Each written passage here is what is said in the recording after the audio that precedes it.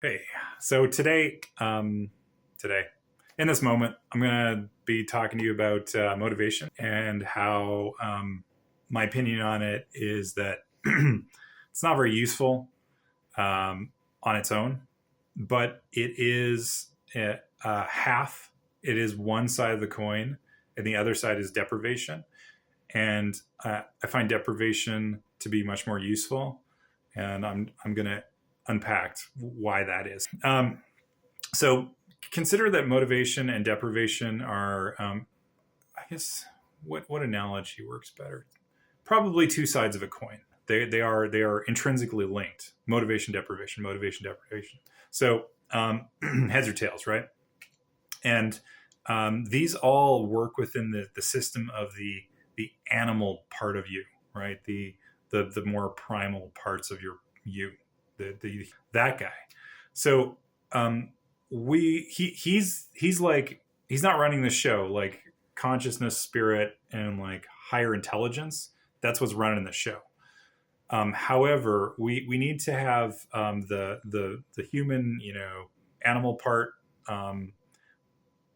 in cooperation with the like higher strategist consciousness part of you who's directing the animal aspect, and then this guy is actually going to get up and do the thing. And the big problem is that most people today, they don't, they're lazy, and they don't train, like they don't do anything hard for long enough that builds the ability to get the animal to go and do things.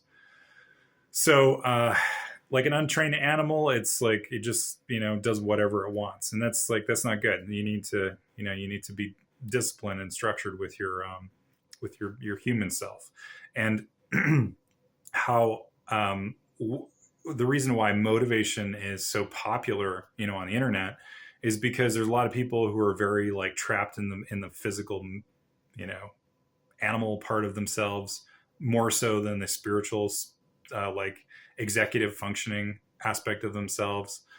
And then they're just looking for the next like shiny object to run after. And that's the problem, is that motivation, it just makes you go in all kinds of crazy directions. Or it helps you to start something. Like there's like that starting energy, which is really like great, but you can't be hacking your dopamine, like reward functions with doom scrolling on TikTok for like 6 hours, because that's gonna just ruin your ability to be motivated. Firstly, and that motivational mechanism, it starts the process of doing the thing. But if you're looking at like a long scale project, and you're doing something that's like, yeah, like a big life transformation or some sort of business goal you're going to hit, to get the animal part of you moving, you really need to be using deprivation and motivation together.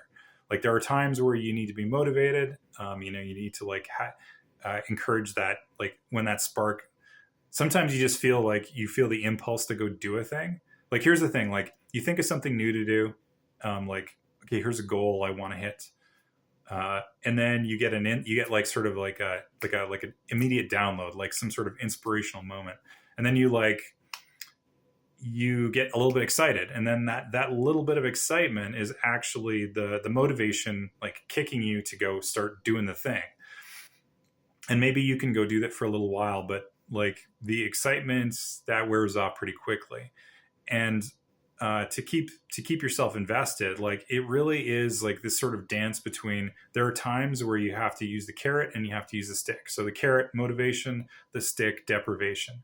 And like how you use deprivation strategically is, you think about like the goal, the outcome, what it is you want to create, and you really like focus on that, and you like kind of obsess about how you don't have it. You like sort of cultivate like, oh man, I really want that thing. Like I need that thing. Like I got to get that thing. And you just kind of get yourself into a little bit of that obsession mode. So this is conscious, right? Like I'm talking about this not subconsciously or just like unintelligently, but you're consciously doing this, like cultivating this kind of like you're spooling the wheel, so to speak. and like that that deprivation that you're creating is actually like impelling your animal, you know, the animal human part of you to like get into motion to do things. And so these are these two levers that can help you. I don't have any like particular tips on getting motivated necessarily, other than like when the inspiration strikes, like when you feel like a spark to go do it, you should go do it. Like, don't wait 5 minutes, because in 5 minutes sort of dies off, and especially if you're in like the doom scroll loop, you're screwed, because your attention is hacked, and then that short window where you could actually start, you know, making some serious progress on something important, you just like completely blown it. Like you've missed your moment. So so that's a whole other topic. Like you have to like get out of attention hacking, the attention hacking economy, and like fix your attention, and then that your motivation will naturally fix itself to be properly calibrated to like how you are supposed to use it in a sort of normal functioning. But you have to be out of the addiction cycle.